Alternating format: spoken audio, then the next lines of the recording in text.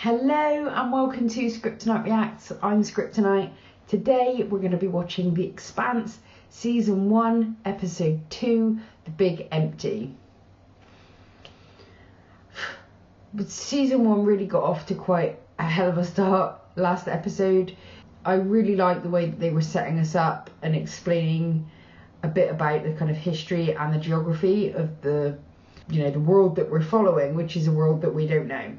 It's set in the 23rd century.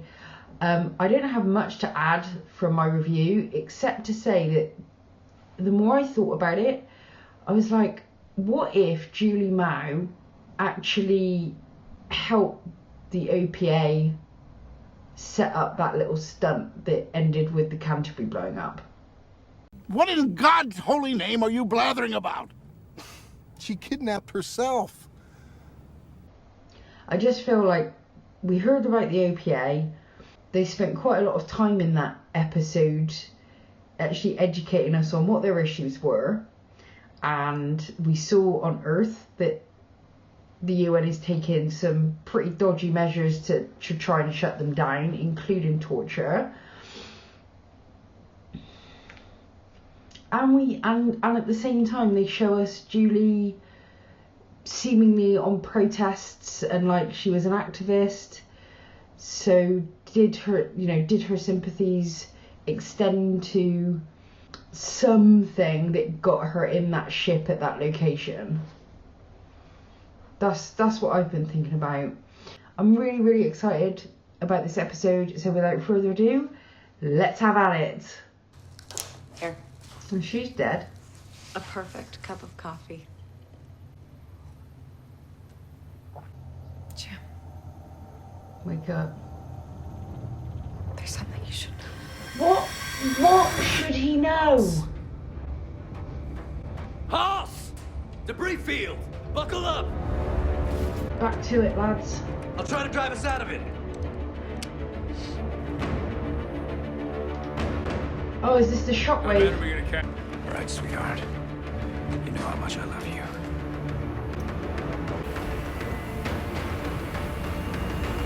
Shit.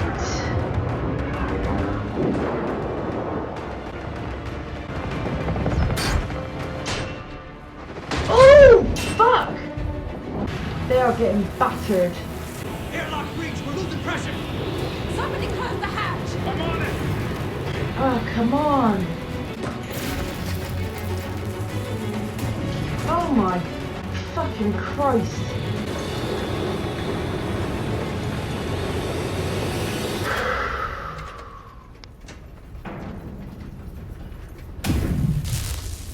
Thank God.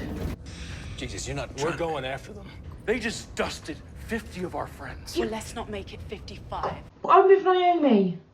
Alex, I am telling you to go after that shit. You're a fucking idiot. They slip off that screen, they're gone forever. They'll get away with this.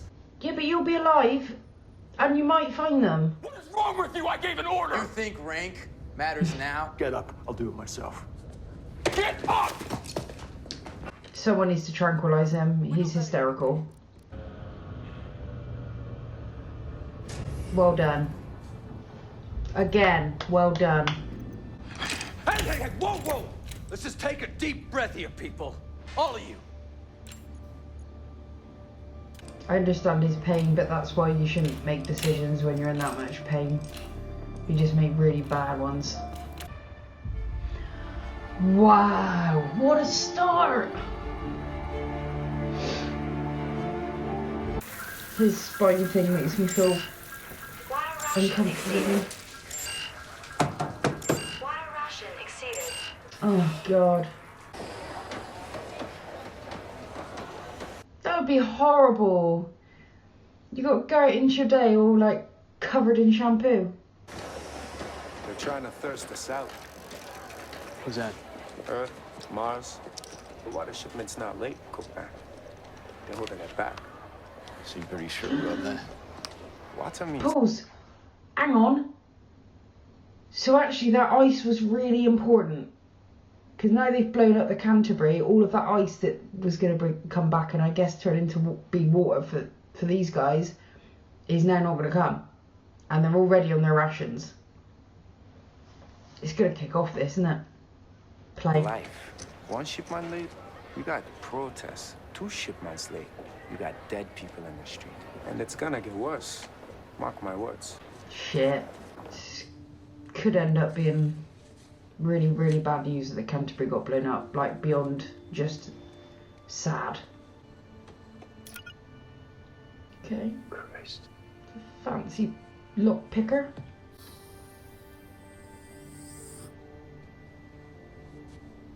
I have the awful feeling I'm going to end up loving this guy, but I'm really going to hate him first. Poured hot coffee in the parking lot. Father poured hot coffee in the parking lot. Home. I'm home. Oh my god! Show me my files.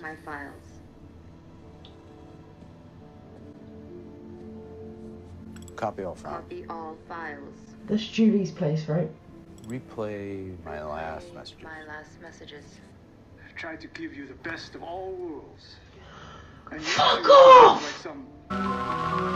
Hello, I'm Dr. Pierre Chang, and this is the orientation video for Station 1 of the Dharma Initiative. Filthy handmaid among the riffraff of the solar system. Since you have no intention of returning home, I'm forced to consider selling the Razorback. Oh, that has made my day. You want to sell the Razorback? Do it. You can't buy me off or control me anymore. No. Maybe what you hate about me the most is that I remind you of yourself. Ooch. Yeah, that'll piss Daddy off.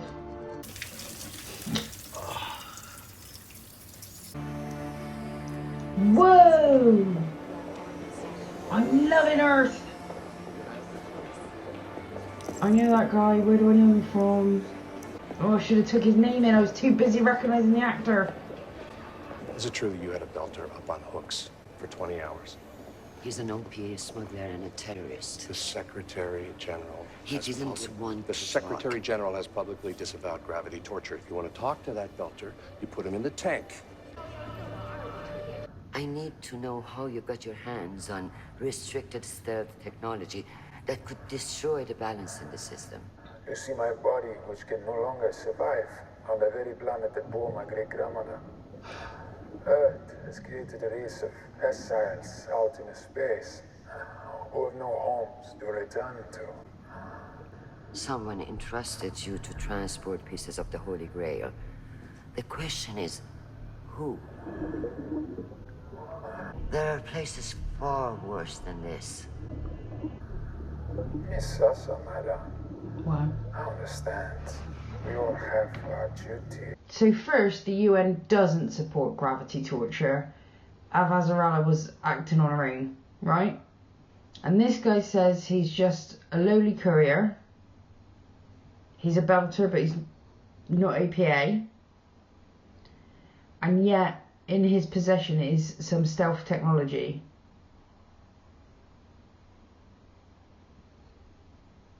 I'm just wondering if it was that stealth technology that maybe they tried to use on the Scopuli, but it went wrong somehow. Interesting. That's really interesting. Play. To the shipping lanes, and then we'd have to pray someone tripped over us. It won't happen. I'm gonna go outside. What's this guy's name? I don't mean to be a bad news bull or anything, but airlock's done. The outer door's What? gone. Then we'll have to vent the ship. We'll lose all oxygen in the cabin. Everything depends on fixing that radio. Oh, for God's sake. Amos, go with him. Whoa, let's just hold on for 1 second. We're gonna die. I'm not ready to die. Hey, you're in shock. You're in shock. You know the symptoms. Just breathe. Breathe. Deep. Breathe. I don't blame him for being in shock. Breathe. It's like a stupid idea of clocking this place right now. I want to make some noise and get rescued. Okay? Okay. That was better. It can always be worse. Okay. It's worse. I take it the antenna is not going to be working anytime soon. Those dead patches started appearing Some belters clearly don't respect the green space's role in recycling the air and the water. You seem sure it was belters.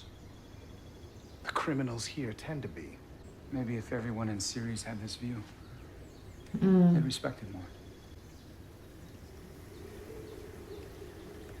Right? I like, who's this guy? I know he's the partner, but I haven't got his name yet. There. Now you can make your own view. Oh, how fucking gracious. What a twat.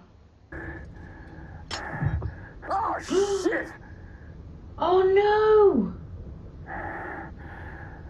Oh, jeez. Guys, come on. You don't think we're gonna make it? What are you doing up here? Naomi told me to, so I am. As far as I'm concerned, she's the cap now. Okay, so Naomi and Burton are close. Alex! Alex! Alex! Oh, E12. Copy that. Is he drinking? You doing okay out there?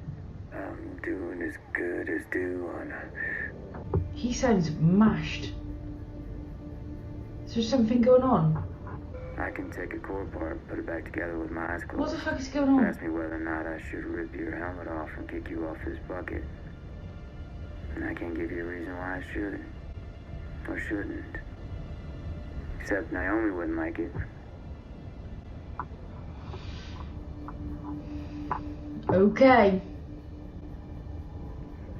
Could you pass me the drill? Okay. Thank you. Let's not fuck with Burton. I'm bringing her home, honey pie. One more tour. Something's off. Just one trip to get him. He's not just fucking about. He's hypoxic. Shit. His breather's crapping out. Yeah. Damn it, how long can he hold on? Not long. We're losing him. We're coming back in. Negative. We don't have enough oxygen to vent again. Shed, take care of him, do something. We're in a vacuum. He's in a suit. What do you want me to do? Shed, you're a medic. Act like one. Okay, hold on, buddy. I'm hooking our breathers up. Okay, so we can share air. Come on. Hold on, Alex. Come on. There it is. Breathe, Alex. Oh, imagine it. You've got all the vomit inside the. We're buddy breathing. Don't breathe. Breathe through your mouth. No one else dies today. We don't get that radio back. We all die. Today. Bloody hell. Don't look at it. Just think about something else, okay? I like Garvey. We're running out of air. We're running out of air. Oh man. What a horrible, horrible sensation that would be. Now?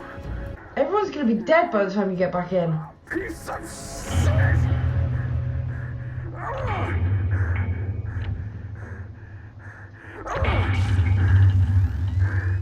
We have connection. Get back in here now. Come on! Come on!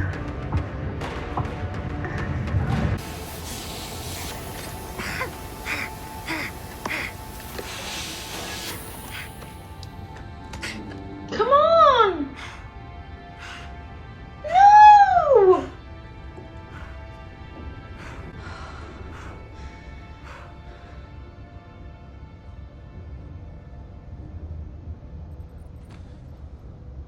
Seriously?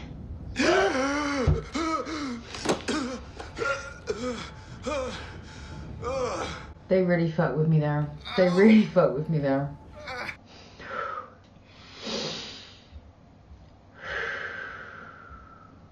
You crazy son of a bitch. No problem.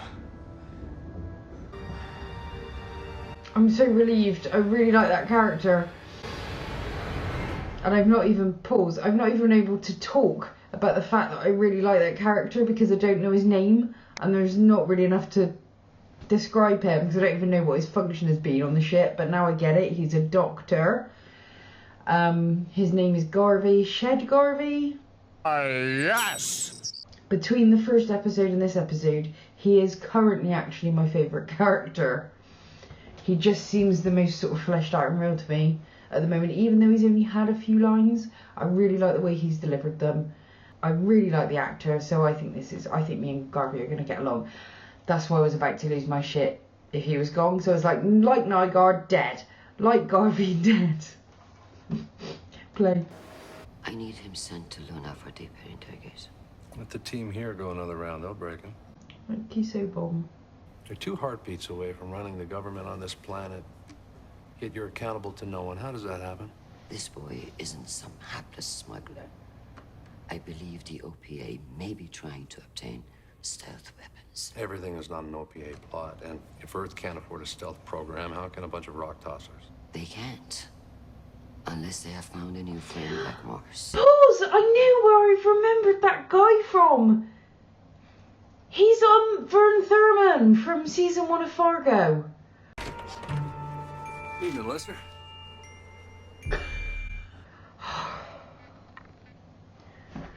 Oh, that took me a while. It's really bothering me. I was like, I know I've seen his face. He's a cop. I love him. And it got there in the end. Okay, I let that go now. For those of you who have just picked up with me for The Expanse, my journey, like my TV journey directly before this, was Fargo. So, there you go. Play. I want every Martian weapons facility under a microscope. Heaven help us all if Mars and the bird decide to share a toothbrush. Bold move. I'll give them that. Shit. What? The Cold War is over. This is something new. So we just blew an hour of air for a radio that doesn't even work? Hurrah. Can't we rig ourselves an amplifier? I'm not kidding. She's ridiculously good looking, that Naomi. Take everything up. If it has a battery, a power pack, any charge capability, it goes into a part.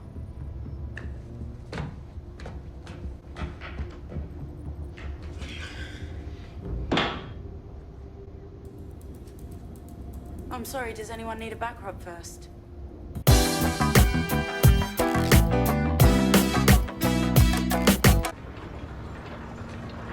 Nice tat. Oh, hello. Boss let you wear your colors like that out in the open? Boss has one just like it.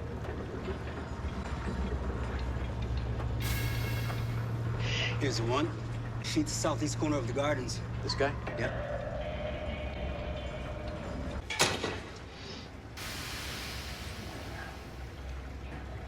Amateurs. You gotta admire the stones for hitting the park. Wow. It's good. Good. We can sell him. Let's make some money. Star Helix, don't move! You've had it, lads. You have had it. Hey, hey! Be smart. I don't think they're going to be smart. Oh, shit.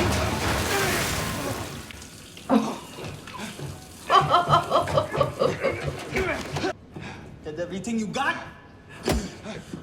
All right, calm down. Don't know how to work, cop. Oh, he's pretending to get beat up, isn't You see, the Griegos were smart. They'd siphon a little water, they'd sell it off. Nobody's the wiser. Schooling me on gangsters, Kay? Yeah. Dirtbag school's in session. Listen, you can pick all the pockets you want, roll drunks, but when you mess with the water, that's when you're going down. Maybe a couple years on a prison barge and set them straight. Huh? You like that? On a prison barge. Do what you gotta do. He doesn't give a shit.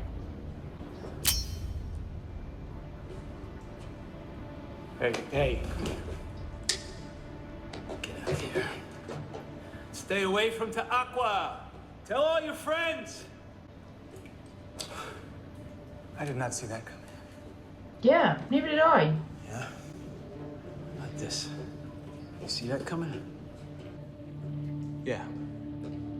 Yeah, me too. That wasn't the most effective detective work I've ever seen. The prisoner, Heike Sabon, took his own life by avoiding the high-gravity injections from his crash couch. It appears he broke free of his restraints during the critical phase of the ascent when he knew the guards would be receiving their own injections. I think, Madam, he was making a statement. Speak French. Oh my god! Earth's gravity. We used it to hurt him. He threw it back in our face. Oh, what a horrible way to go. Those people really mean it. Well, I guess all we gotta do now is pop a cold beer, wait to be rescued. I don't think that's going to be how this thing goes. Now there's a girl I'm not gonna forget anytime soon. Yeah? Why's that? A few rotations back, some dog jock was slobbering all over while she's prepping the ship out. We laid hands on her. God damn, she planted him in the deck. That girl had skills. What ship was that? We're going to get along, me and Julie Mang. Scopuli, dumpy old transport, no cargo, just this young lady and a few crew. Sip the ship manifest, will you? And transponder logs. Yes! She in some kind of trouble? I'm sure it's nothing she can't handle. Okay, so it's starting to come together now. So I could say a bad thing. Alex. Someone heard us? Yeah. Are they coming? Just waiting for the bounce back.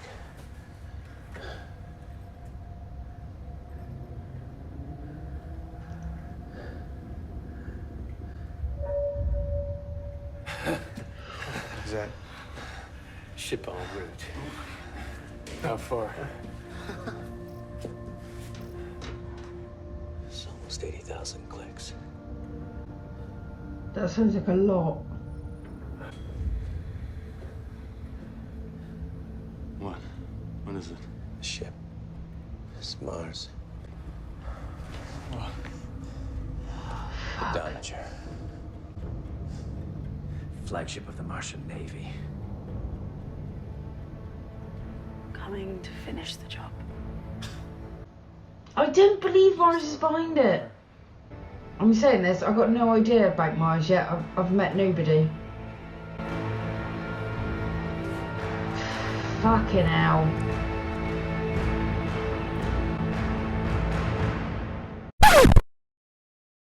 Should I be paying attention to that water? Is it important or is it just a metaphor?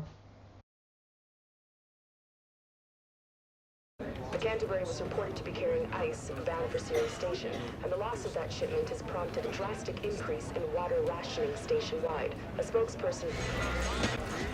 I love that he kept the cactus. I actually really like this guy this episode. Hey. What? Excuse me?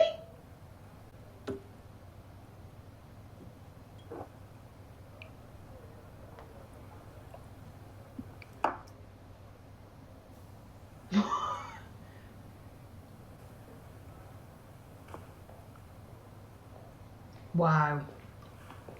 Space Tinder. Uh-oh. It's the lady from the bar.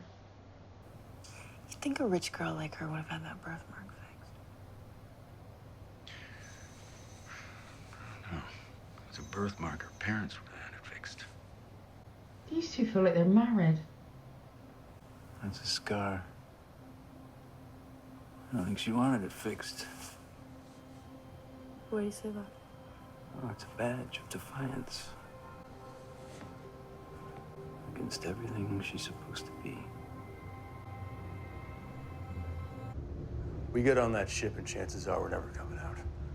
Well, you're not going to last on this one. Unless What are you doing? buying us insurance. My name is James Holden, speaking for the 5 survivors of the Canterbury. Our ship was destroyed answering a bogus SOS from a ship called the Scopuli. We recovered a false beacon and identified it as Martian naval technology. It was a trap. Are you We're insane? about to be taken aboard the MCR Dungeon. Alex, shut him down. He's locked us out. He's locked us out. You're gonna start a fucking war, you idiot! We intend to cooperate, host. This means we won't be harmed. Should I smoke him? Say the word. Burton! We're dead anyway.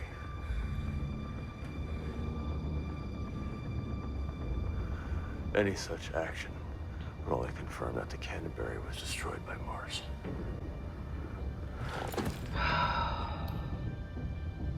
He has no idea what's happened. It just needs to reach one ship, one station, then it'll spread. Don't count on it. And then there'll be a war. The jammers were in range. Good. I'm not saying he's wrong, but I'm saying he doesn't know enough to make that choice yet. And I think that message is getting out regardless. And I think by the time it gets out, he'll be proven wrong. That's my prediction. But I hope I'm wrong.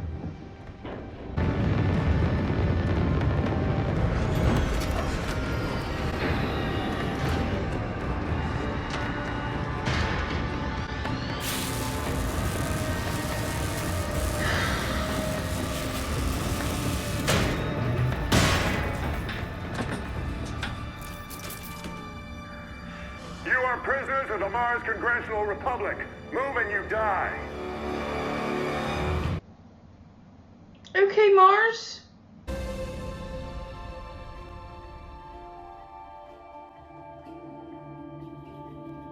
That was brilliant. That was absolutely brilliant. I didn't think there was a dull moment in that episode for me.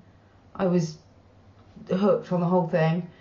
The plot is thickening. Obviously we had a lot of action here as the crew from the Canterbury, I don't know what their little ship is called now, if it's even got a name, but they've been through it. They're running out of oxygen. They've got no communications. They basically gave up like an hour's worth of oxygen to power up the transmitter in the hopes that they could get a message out, but then it looked like it wasn't going to work anyway, so they've just been through it. And also trying to establish who's going to make the decisions and how those decisions are going to get made, because like the natural order of command has fallen apart because the Canterbury no longer exists. No one really respects Holden as a leader because he'd literally just been made interim XO when all this shit kicked off. So, and I actually think Naomi's doing a much better job at this point of holding her shit together. Holden just loses it every 5 minutes. It's just like he goes from 0 to 110 like this, and it's kind of all about him and his feelings. And I'm enjoying the fact that actually Naomi's there at the I mean, goodness knows what this character is going to turn out to be, but she seems to have her feet firmly on the ground. She's actually thinking about the team, their needs, also the geopolitical situation. She's got a panoramic view on what's happening, and she's really holding her shit together in the face of some craziness. I love the way that she was with Garvey when he was running out of air and didn't know what to do with Hamal, Alex. For me, she was the MVP of this episode. She smashed it. So she comes out of the episode as my favourite character. But behind her is Garvey. I don't know why. I just really like him. I really like him. And then, of course, we wind up with that finally, you know, their signal gets picked up and it's Mars. And by now we've learned that the ship that nuked the Canterbury is supposed to be a Mars Congressional Navy warship. So it's really looking like if you, in the world of evidence, I mean, it's looking like it's Mars, but only if you haven't spent any time reading history, particularly the history of warfare and subversion and asymmetrical warfare, in which case it would make absolute sense for Mars to be framed in order to kick off something between Mars and Earth that some third party could benefit from. Now, the obvious third party is the OPA, but I'm also conscious that I know nothing about this universe yet, other than what I've been literally told by the episodes. I've not gone and seen anything else. So there could be all kinds of other parties out there that I don't yet know about that could have an interest in it. Or it could be Mars. It could be someone on Earth who's wanted to go to Mars for ages and hasn't got the support, who's setting the whole thing up. There's so many variables, possible different reasons for this to have happened. I'm grossly uncomfortable. Like, that's Holden pissed me off, frankly, sending that message, because that is the message that kicks off World War wherever the fuck they are now. I don't know how many more other world wars we've had by the 23rd century, but those actions, those knee-jerk jump to conclusion moments, those literally start world wars. So can we just dial it down, monkey? Dial it down, please. But the fact that Holden's pissing me off is not a complaint about the show. It's very realistic. People would be freaking out and doing stupid things, and I like that that's happening. And it also gives people space to learn over time so that our feelings change about the characters. Back on Ceres, Miller is getting closer to what's going on with Naomi and the crew, because he's trying to find Julie Mao, but he basically finds that her and her dad have been in this argument, and her dad's basically like, I'll take your car away in this world. It's like, I'll take the what was it called, the Razorback, which I have a feeling was some sort of vehicle, like a spaceship or whatever. Anyway, we see the row. I love the fact that her dad was Peter Chang from Lost. I will never be over that moment. It's brilliant. But he basically goes to this sort of spaceporty thing, I guess, and finds out that her ship was the Scorpion Eye, which is hopefully going to lead him to the shit that's going on with Naomi and her team, and we're going to have that come together. And I think the stuff that's happening on Earth, they're going to also be involved in this, because they're tracking the OPA, and I really think the OPA should at least be investigated for this. And the jury's still out for me on the OPA. I know that from our point of view, they're a terrorist group, and they may well be a bloodthirsty terrorist group, but their cause seems pretty valid to me. These people do not seem to be treated with any equal level of respect or rights. They're living in horrible conditions. They're labouring day and night. I mean, it's like now. They're like, it's not right. So I think it's inevitable. If you treat people like that for long enough, they're going to revolt. And as bloody and horrible as those revolts are, it's not really all 100% the terrorist's fault, because you've created the conditions that have people follow them. Try not creating the conditions, there'll be fewer terrorists. And what we're also seeing at Ceres is the impact of the Canterbury not making it home, because now we're going to have an uptick in the water rations, which is going to create more tension. Basically, the tension is rising, and I'm feeling it as I'm watching it. I guess the first episode was almost like you saw one domino go over, and it felt like this episode we started to see the chain reaction, like the second and the third and the fourth went. And ultimately, I think there's a big red button at the end, which the final domino is going to hit, and this whole thing is going to go nuclear. And I'm here for it. I'm really, really enjoying the sophistication of this story so far. And part of the tension, you know, we're seeing the lack of resources and some sneaky behaviour from the thieving of water. Didn't feel to me like those kids were really interested in selling the water. I think the real issue with making that grass not green was a fuck you. It was a, this is what it's like to live in shit. They just wanted to ruin their view, and I get it. Back on Earth, we didn't spend much time on Earth this episode, but I think some significant stuff happened. I'm going to have to go back and get that guy's name. I'll put it down here somewhere, because I was distracted by the fact that he was Vern Thurman. Anyway, he's talking to Christian, and I guess kind of trying to warn her off a little bit and say, just calm the fuck down. Not everything is the OPA. Chill out. But she seems like she feels like she's onto the scent of something, and given what we're seeing going on elsewhere, she might not be 100% wrong. And she's trying to get information from this guy and fails. So they reckon they're going to send him off to, what was it?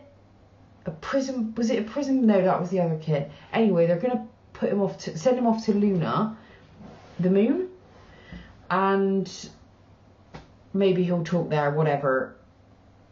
That's not what ends up happening. He commits a kind of suicide in just the most horrible way.